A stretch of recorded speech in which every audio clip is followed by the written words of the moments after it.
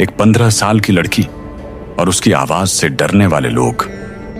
आखिर ऐसा क्या कह दिया था उसने जो पूरी ताकत उसके पीछे लगा दी गई?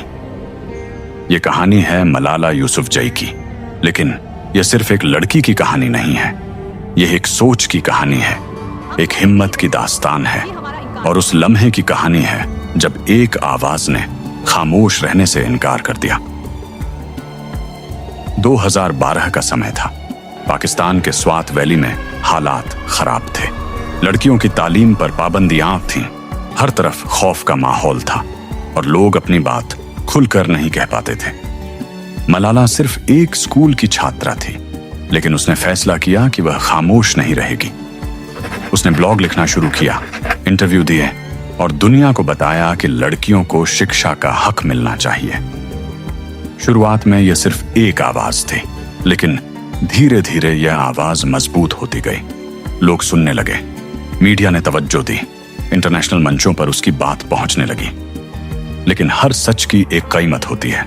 धमकियां आने लगीं, वार्निंग मैसेज, डराने की कोशिश, मगर मलाला ने अपना मिशन नहीं छोड़ा।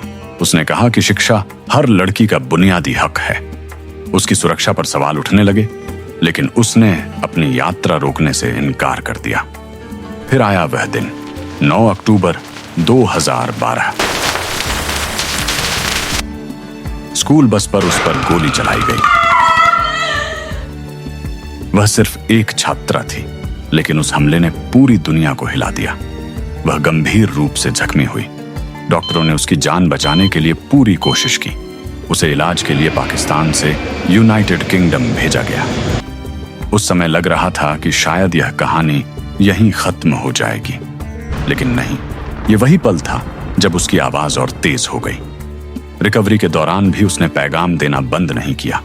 उसने दुनिया को बताया कि वह डर कर नहीं, बल्कि और मजबूत होकर जीना चाहती है। उस हमले ने उसके मिशन को कमजोर नहीं किया, बल्कि और ताकतवर बना दिया।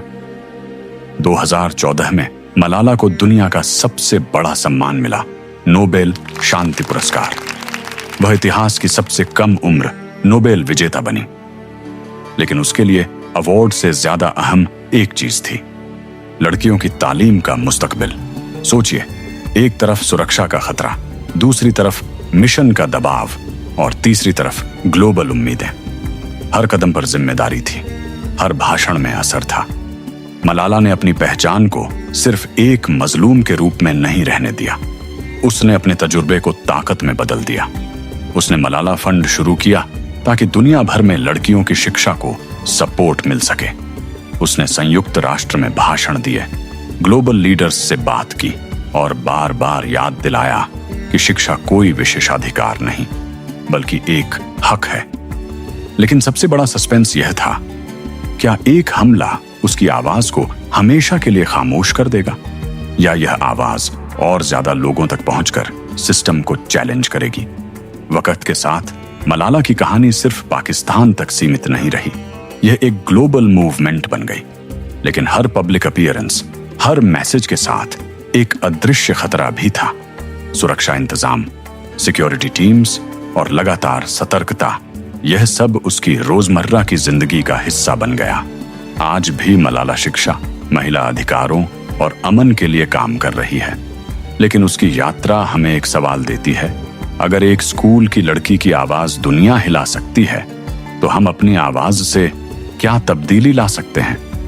यह कहानी सिर्फ जिंदा रहने की नहीं है, यह कहानी है उस हिम्मत की जो डर के सामने खड़ी हो जाती है। यह कहानी है उस फैसले की जो जिंदगी को रिस्क पर रखकर भी सही रास्ते को चुनता है। और शायद सबसे ताकतवर बात यह है, जब कोई सोच के लिए लड़ता है तो उसे रोका जा सकता है, लेकिन उसे खामोश नहीं किया जा सकता, क्योंकि जब आवाज सच की हो तो वह गोली से नहीं रुकती, वह और बुलंद हो जाती है।